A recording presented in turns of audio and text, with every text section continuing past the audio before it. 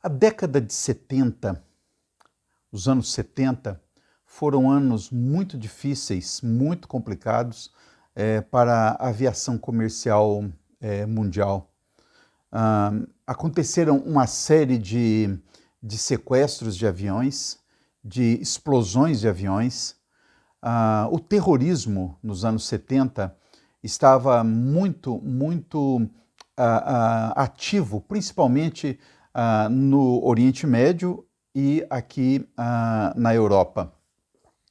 E em 1972, um avião de uma pequena companhia, uma pequena companhia que fazia voos entre Israel e a Bélgica, Sabina, o nome da companhia, 4 terroristas ligados à Organização para a Libertação da Palestina tomaram de assalto um avião no aeroporto de Tel Aviv.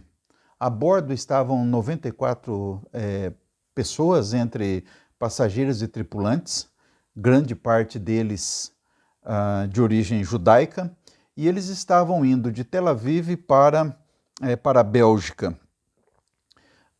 Os 4 terroristas que tomaram de assalto o avião, eles exigiam que um grupo de 315 terroristas que estavam presos nas prisões israelenses fossem soltos, caso contrário eles matariam todos os passageiros e explodiriam a aeronave. Não era novidade, naquela época fazia-se isso mesmo. O ministro da Defesa de Israel era o lendário Moshe Dayan, aquele conhecido porque tinha um tapa-olho assim. Moshe Dayan era o então ministro da Defesa. E o Moshe Dayan, ele então convocou uma equipe especial de contra-terrorismo que havia na época, chamada Sayeret Matkal. O Moshe Dayan, então, convocou a equipe do Sayeret Matkal para libertar o avião.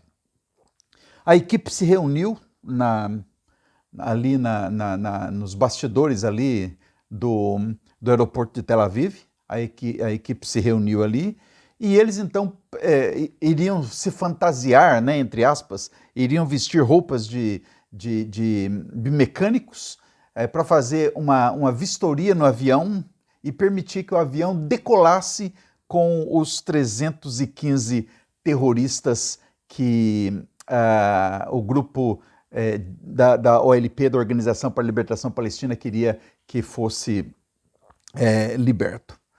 Só que era uma operação de contra-terrorismo. Na verdade, não eram mecânicos, todos eles eram ligados ao Sayeret Matkal. Na hora de empreender a ação, o líder da ação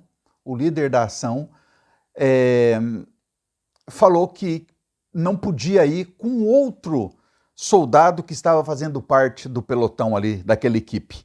Agora, por quê? Eram irmãos, ambos eram irmãos. E o comandante não da missão, o comandante da missão era irmão de um que estava junto. Mas o comandante do Sayeret Matkal, o comandante dessa equipe de contra-terrorismo, ele pegou e falou assim, não, 2 irmãos não podem participar de uma mesma ação, porque vai que acontece um problema e então uma mãe não pode perder 2 filhos numa mesma situação. O que aconteceu então? O comandante da ação falou para o irmão, então você fica, vou eu. O irmão pegou e falou, não, eu sou mais velho, vou eu.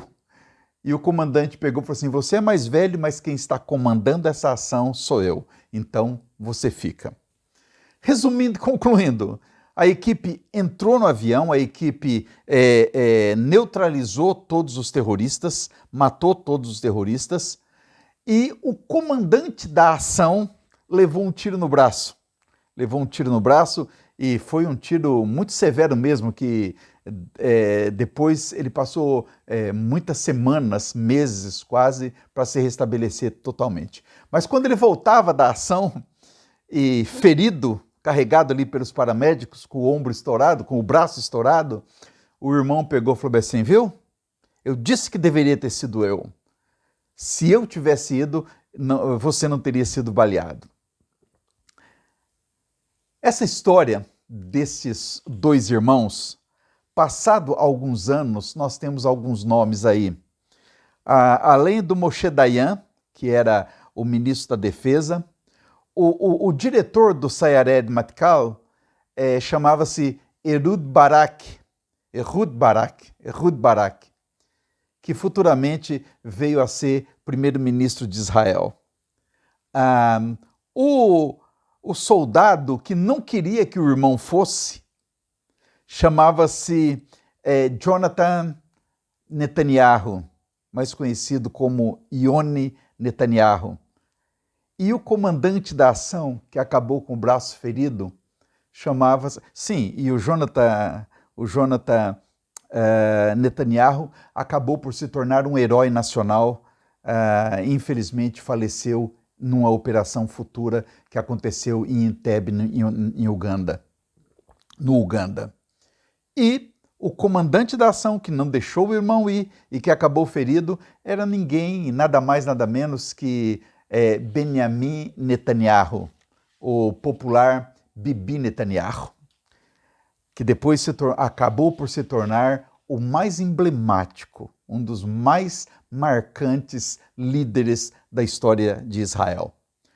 Esta história e outras histórias muito interessantes foi compartilhada por Benjamin Netanyahu no livro que ele acaba de escrever, a sua autobiografia, uma obra excepcional, que pouco depois que foi lançada já atingiu o posto de best-seller na lista dos livros mais vendidos do The New York Times. É uma obra fantástica. Não tem em português ainda. Ela foi lançada apenas em hebraico, em Israel, evidentemente. Foi lançada em hebraico em Israel e foi lançada em inglês no Reino Unido e nos Estados Unidos. Esta obra não está disponível ainda em português, mas é sobre ela. Esse livro que tem perto de 800 páginas, 750 páginas, e onde tem mais de 100 fotografias, é a respeito deste livro que eu quero conversar com os amigos de Sião no Kabbalat Shabbat de amanhã. Então, amanhã, ao vivo, no encontro dos amigos de Sião, eu vou conversar com vocês a respeito desta maravilhosa obra, a autobiografia de Benjamin Netanyahu, que é carinhosamente chamado de o Rei de Israel. Conto contigo, fique atento, veja amanhã, acompanhe conosco amanhã os Encontros dos Amigos de Sião a partir das 8 horas da noite, no horário de Brasília, 9, 10, 11 horas da noite, a partir aqui de Portugal, de onde eu falarei. Conto contigo, espero você e até amanhã, então. Leitraot.